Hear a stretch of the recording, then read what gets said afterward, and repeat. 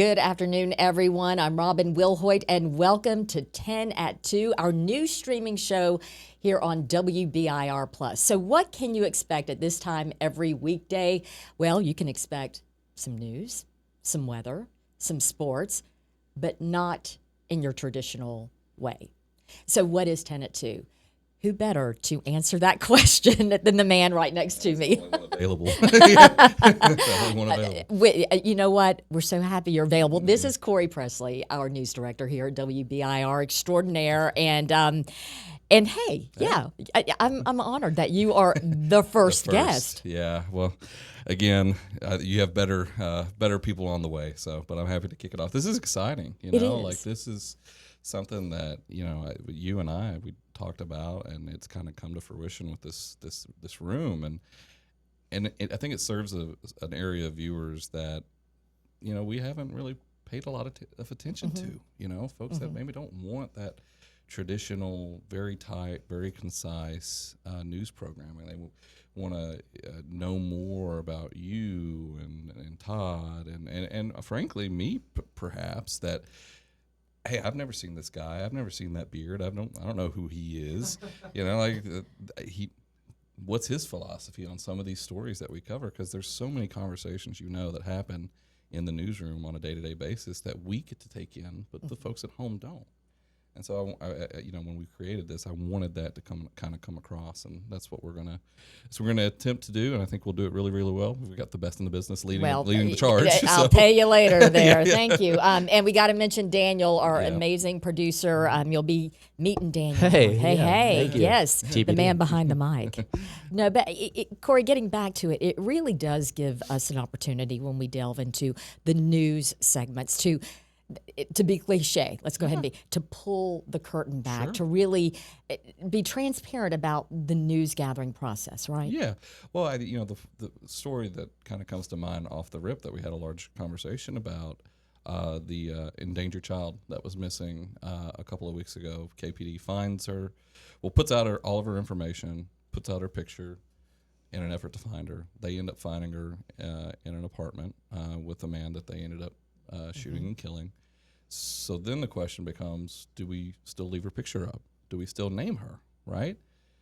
No, we try to protect the identity of anyone who may be a victim of sexual assault. But in this case, she did strike a CMPD officer in the head with a knife. That's a very serious thing. So what do, right? Do you name her now? We chose not to, because we don't know everything that's led up to that moment. We've pulled her name down, we kept her name down, we kept her picture down for now. That might be something that we have to revisit at some point, but that's the thought process into, why we do things from our editorial perspective. And frankly, we've just not been good at explaining that. And to our fault, yes. You think? Yeah, 100% to our fault, because think about the linear side of things, where it's very rigid. You have 2 hours in the afternoon, for example. You have 30 minutes at 6 to encompass everything that's happened in a multi-county, like a third of the state. So you don't have that time to sit down. But in this space, in this streaming app that we have now, we have the space. And so that's why we want to take advantage of it, be a little clearer and show people that when we do make these decisions, we make them out of the most humane spot. That's always the goal. That is always the goal. Okay, you're going to promise me you're going to come back again, right? Yeah. I guess talk more. Talk more. The world that is journalism here in Knoxville, Tennessee, WBIR. Look, it's something I'm super passionate about. This area I'm super passionate about. This is my home. My family loves it here, and we hope to be here for a long time. I've got 5 years coming up in a couple of weeks. Ring that bell. Yeah, ring that bell. We're ding, gonna, ding, ding. No. Thank you. And thank you for your leadership. And I'm keeping to that. You're coming back. Hey, another person joining us now. We've got a studio full of great guest. Hey, guys. The one and only Todd Howell. Hop on in the saddle here. Yeah. How was your weekend? Thank you, Daniel. Bless you, my friend. How was your weekend? We actually rehearsed that. Yeah, one thing you don't know about this place, these are not the most... The boss here. It's all good. You take that complaint to the boss. Maybe he'll get some new chairs. Well, We'll work on it. Okay, I It's all think the good. boss got the message. Yeah, so the boss got the message. Thank you, boss. We appreciate it. But Yeah. Todd, okay, first off, good weekend. Yeah, great weekend. We took a little family trip to see our youngest son and his wife, Stuart Mary, in Jackson, Tennessee. So we got there before the rain and came home after the rain. Speaking of Perfect. rain, some really beneficial Yeah, I rain. got a lot of rain. Yeah. Yeah, you're gonna have to explain to Callie why you made it rain on her birthday. But that's Oh, beside my the point. goodness. That's Callie, beside his it. wife. Yeah, Callie, my wife. Yeah, so but it's fine. I vouched for you. I said we needed it, and we did. Seriously, we've kind of had some drought conditions persisting for a while. Yeah, we have. And that kind of extended out of 2025. We were over 5 inches, about 5.5 inches behind for the year. And that kind of continued in 2026. We've had our share of winter weather, but we were behind before this past weekend. We were behind by over an inch of rain in February and by over 2 inches for the year already. So you don't want winter is our wet season, and going into spring, you want to get your share of your good rain. So we got 1.15 inches of rain, pretty much exactly what we needed as for February. Still behind a little bit, but certainly that was welcome. And going back to last week and again this week, how about it? We are getting some nice, warmer, almost early spring. I was going to say, weather. dare we say spring, Todd? We could say, well, are we officially there? No. This is what we call faux spring, fall spring. The 12 seasons of Tennessee. Make believe spring. We'll add another one there. Yeah, we're in season number 3 right now. We got 9 more to go. So there's all the different nuances there. But the good news is, it starts to become more of the rule than the exception when you go from February to March. So rejoice. And one of our models, lo and behold, actually may give us a decent weekend. The other one says, no, we got still. There's Callie's weekend. It's the Okay. return. Maybe we can Yeah. make up for it this Yeah, weekend. We'll make up for it. Thank you. I appreciate that. Yeah. But you do look at these temperatures because we do have a nice streak upon us. Right. 70s, nearly 70s in February is once again Nothing to complain about. It is nothing to complain about. Nothing to complain about at all. Matter of fact, we've needed the thaw. We've needed the break. Yeah. Now, the one thing you have to keep an eye on, when you get warm, that's energy. And so heading into spring, what else do you see? You can see those chances for storms. So we'll keep an eye on that as we go down the road. But overall, it looks like, again, we're looking at, a pattern that's going to be fairly warm right through the end of this week. The coldest temperatures staying well to our north. But overall, after a little bit of a dip coming our way later this weekend and early next week, it looks like we have a nice rebound in temperatures. That's kind of what our jet stream is showing. And overall, the 8 to 14-day outlook for much of the country, we're still looking at warmer than average conditions with near average precip. Yeah, what is average? Because you know Yeah. me, I always want to know what the average is on any given day. Yeah, our Forever average asking Todd that. Exactly, yeah. Our average highs in the low 50s, average lows in the low to mid 30s. So that's where we typically are. So we're going to be seeing those temperatures close to 70 degrees again later this week, at least mid to upper 60s beforehand. So temperatures running about 10 to 15 degrees above average at least. And so that, now eventually, and that will also help us when you get warmer air can hold more moisture. You get better chance for rain. So that also is some good news. Not only do we get a little early spring, we'll get some much needed rainfall in time as well. Well, a win-win then. All right. Todd, thank you very much. My Corey, pleasure. Thank you very Yeah, no much. problem. We Not a do problem. appreciate Happy to do you. it. Did we do okay, boss? Thanks Yeah, for letting you me did. You hang know what? in here. I think you're going to stick around for another day or two. No, I'm not going to be the guy that get rid of Todd Howe. No, I refuse. My church would eat me up. Thank you for having me. With that, when we come back, we are talking about a bill that passed the U.S. House last week that would require proof of citizenship when people go to vote. It is the SAVE Act. We are taking a deeper dive into it coming up after the break. Stay with us.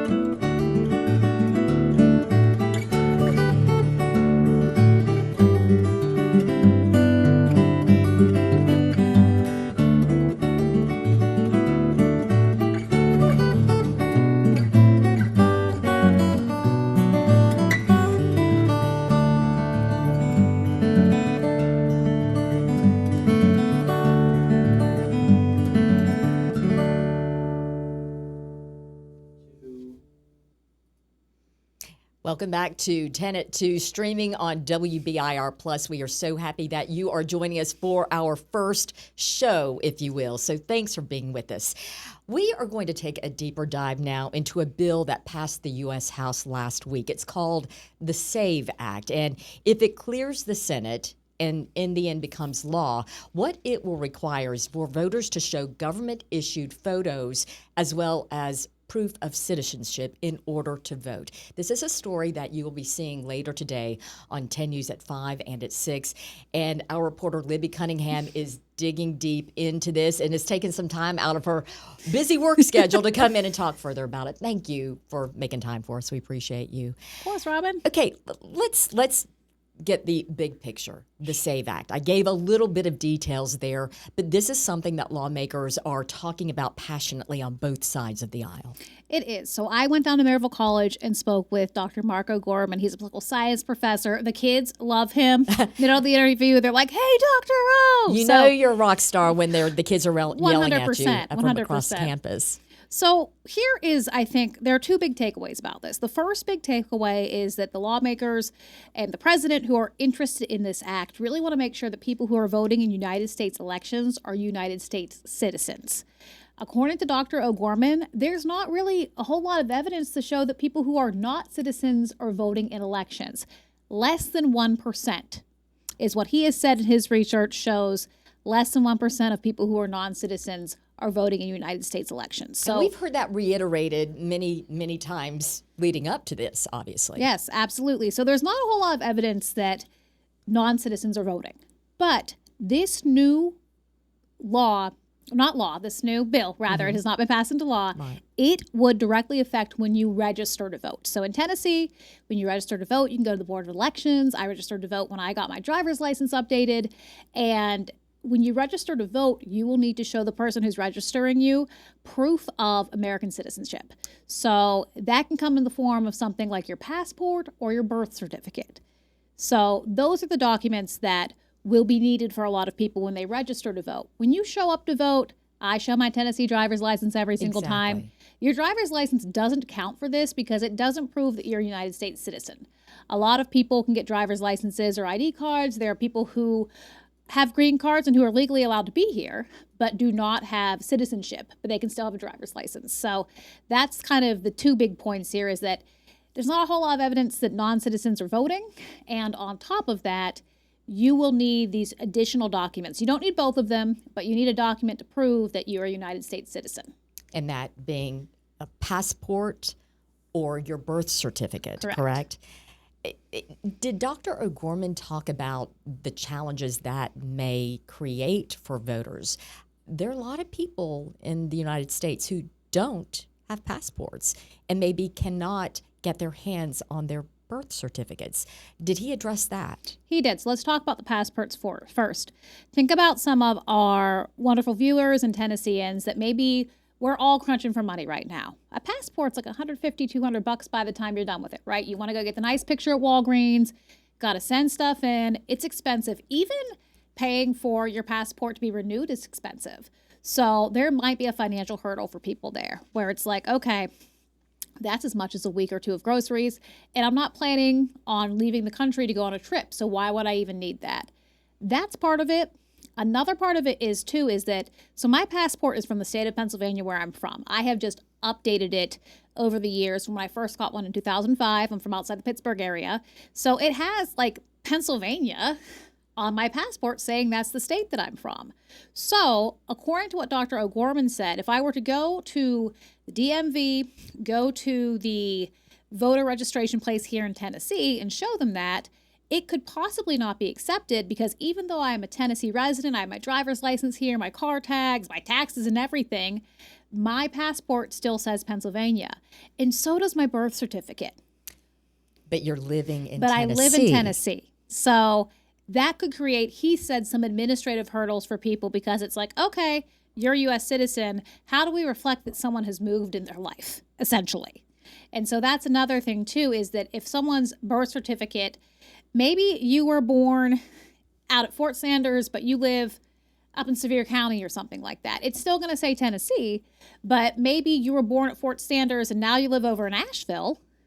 your birth certificate's going to say Knoxville, Tennessee. And so that could create a lot of administrative issues, he said, on sort of the back end of that. And also, I mean, I know my birth certificate's somewhere, but I had to actually Where? exactly. Yeah. I had to actually go to the health department where I was born in North Carolina to access that as an adult because I did not possess my birth certificate. So one way or the other, this is going to require voters to take additional steps to have this additional documentation and expense if they don't currently have it. Correct. If this passes. Once again, Correct. this is just a bill. Now, on a personal note here, Sure. my daughter getting married next month, and she had been hearing some discussion about this. She's planning to change her name, and she had heard some concerns that, that could create issues when you're going to vote if this comes to pass. Is that anything that he delved in as far as name changes? That is something that he touched on as well. And ladies know, if you change your name when you get married, it is a process. I think there's like people who will do it for you now through some app. But anyway, it can be hard because, right, your last name on your birth certificate and on your passport may not match your husband's last name. And again, there might be that financial hurdle of updating your passport. Your birth certificate last name is your birth certificate last name. You want to change that, that's a lot of time and money. So that could be an issue for people as well. So what was the takeaway from Dr. O'Gorman, and how are you going forth with the story now? Because I know that is a lot to decipher, and in our world of television, you may get a minute 30 or 2 minutes to tell your story.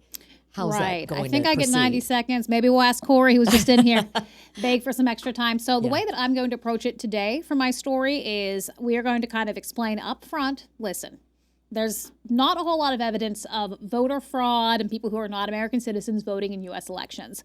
But we still had questions, so we went to a college campus to ask an expert about what he thinks about this.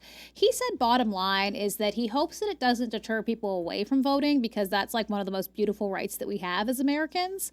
And that would be something that he would be concerned about. But he also said, too, that this is not the first time that there has been any legislation put in front of our lawmakers that has wanted to tighten security around elections. And although there has been a big uptick since 2020, this is not a new thing, essentially. Okay.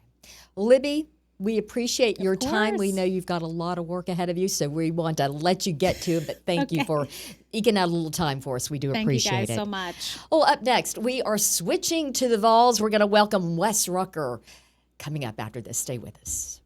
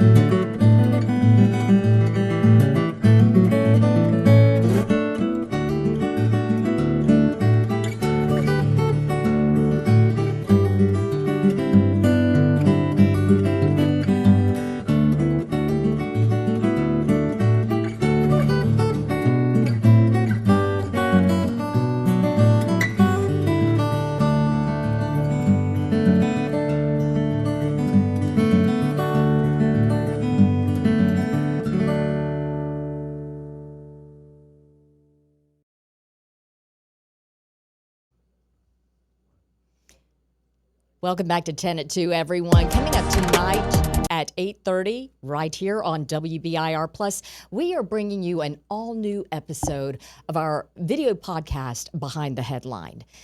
Randall Pettigo was a well-respected doctor and medical examiner in Knox County, but he fell from grace when it was revealed he was luring young men into his condo, drugging them, and sexually assaulting them. This was exposed back in 1994 when law enforcement officers ended up at his front door and a shootout then occurred. In this episode, we spoke to two journalists who covered this story from the start, from the allegations to an eventual plea deal. Take a look. So you hear that. You get to the scene. Take it up from there. And so I'm standing there waiting, not sure if I'm even at the right place. And Donnie Sams, a KPD officer, motorcycle guy, comes running out. And he sees me, and I've never forgotten the look on his face that here I am standing with camera shooting pictures of him as he comes out after a gun battle with the medical examiner, and he starts screaming at me, "Get out of here! Get out of here!" And that was former News Sentinel photographer Michael Patrick and current WBIR investigative reporter John North, who are digging deeper into the Randall Pettigo case. Once again, you can watch it live tonight at 8:30, streaming right here on WBIR Plus. Time to pivot now to our good friend Wes Rucker, coming up at the top of the hour, about 3, talking all things Tennessee. And we have to talk about something that really played out big time in a courtroom on Friday. Yeah, absolutely. And that was just the Kickstarter of just a whole lot. You know, we tell everybody normally we'll see in 23 hours, except for Friday we'll see in 71 hours. And since then, you got Aguilar, you got softball team going to number 1 nationally. You got the basketball team, men, big win, women, tough loss. Baseball team starts 3-0 on the season. There's just there's a lot. There is a lot going on. So we will not be seeing much of you because you're going to be out covering it and then in this podcast room, right? Basically, it seems like it's that time of year, right, where the sports kind of cross over, and that's, you know, when we're not doing Law and Order stuff on the side. So dun dun, you know, it's kind of it's wild, but it's a way to pass a day. You know, it's a way to pass a couple days. We'll see. I think Aguilar, that suit was interesting. Robin. Yeah, give me a sense of what it was like in the courtroom and just how, you know, the reaction. It was so interesting on so many levels because, you know, the NCAA is one of their lawyers was a Tennessee graduate also, and then you got the judge, obviously, the chancellor, who, you know, was talking about we as the Tennessee football team a couple times, which was interesting. But then the hearing starts and it's kind of a grill session. You know, there were anybody thinking this was just kind of home field advantage. We'll see what the ruling says, but the questions were pretty direct both ways. I thought it was kind of an intriguing case, really.